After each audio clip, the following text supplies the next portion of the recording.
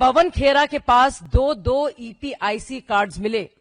अब उनकी पत्नी कोटा नीलिमा, जो 2023 में 60 खैराबाद विधानसभा तेलंगाना में उम्मीदवार थी, उनके पास भी दो ईपीआईसी कार्ड्स मिले हैं। और वैसे दास्तान कोई नई नहीं है। 1980 में सब जानते हैं, सोनिया गांधी एक इटालियन नागरिक होने के बावजूद वोटर लिस्ट में अपने को उन्होंने शामिल किया था, यानी नागरिक बनी बाद में, वोटर लिस्ट में नाम पहले है। कांग्रेस पार्टी जो अपने को मोहब्बत की दुकान कहती है, दरअसल सिर्फ और सिर्फ फर्जीवाड़े और फरेब का बाजार है। कांग्रेस पार्टी के CWC मेंबर और मीडिया हेड पवन खेरा के पास दो ईपीआईसी कार्ड्स मिले। अब उनकी पत्नी कोटा नीलिमा, जो 2023 में 60 खैराबाद विधानसभा तेलंगाना में उम्मीदवार थी, उनके पास भी दो ईपीआईसी कार्ड्स मिले हैं, यानी कि दो वोटर कार्ड्स मिले हैं। डिटेल साफ है। 2023 एफिडेविट और वोटर रोल, नाम कोटा नीलिमा, पति का नाम Pawan Khera, EPIC number TDZ 2666014, assembly 60 Khairatabad, part number 214, serial number 314।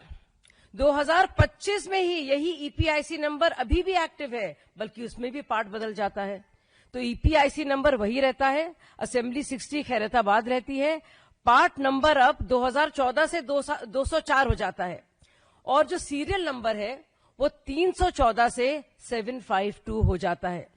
लेकिन खेल यह भी खत्म नहीं होता।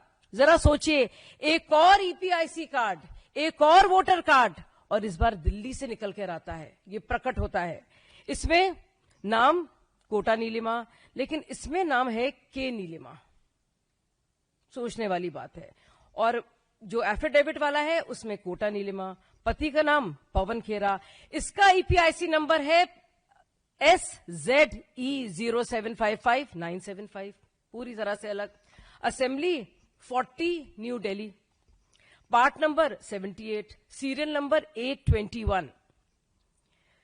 तो ये मैं पूछना चाहती हूं, चाहे ये बात हो आपके नजदीकियों की या फिर बिहार में तेजस्वी यादव की, जिनको ऐसी मुंह की खानी पड़ी थी जब उनके प्रेस कॉन्फ्रेंस के ठीक बाद उन्हीं के दो ईपीआईसी कार्ड्स मिले थे।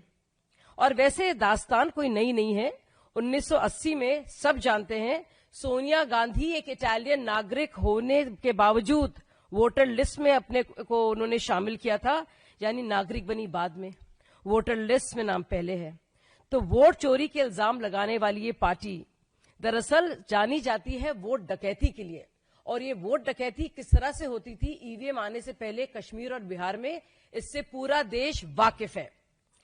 और सोचिए, राहुल गांधी जी से एक सवाल है कि आप आम लोगों पर तो लांछन लगाते हैं, उंगली उठाते हैं, लेकिन अपनी कोर टीम की जो दोहरी पहचान है उसमें चुप हो जाते हैं।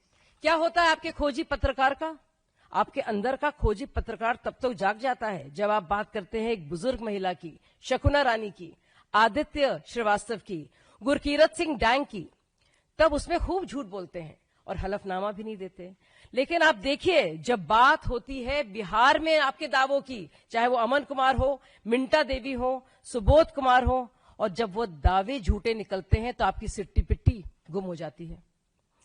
हम सब जानते हैं CSDS लोक नीति के संजय कुमार ने कैसे अपने आंकड़ों को लेकर सार्वजनिक तौर पर माफी मांगी है। और कल तक राहुल गांधी जो प्रेस कॉन्फ्रेंस कर करके देश के ईमानदार वोटर को बदनाम कर रहे हैं और उनकी पहचान को सार्वजनिक कर रहे हैं, उसको कहा जाता है डॉक्सिंग अंग्रेजी में, यानी आप टारगेटेड हरासमेंट कर रहे हैं कुछ लोगों का, उनका नाम सार्वजनिक कर रहे हैं और उनको परेशान कर रहे हैं और सरेआम बदनाम कर रहे हैं। दरअसल ये वोट अधिकार यात्रा नहीं है, सत्ता मेरा जन्म सिद्ध अधिकार, ये उस अधिकार की यात्रा है और ये नवाबी सोच को उनकी प्रमाणित करती है। कांग्रेस ने एक बार फिर साबित कर दिया है कि उसे लोकतंत्र से मतलब नहीं है, वोट छलावे से मतलब है। हम मांग करते हैं कि इलेक्शन कमीशन इसकी उस स्तरीय स्तर पे जांच करे, और दोषियों के खिलाफ कानूनी कार्रवाई करे और राहुल गांधी अपनी इस चुप्पी को फौरन तोड़ें।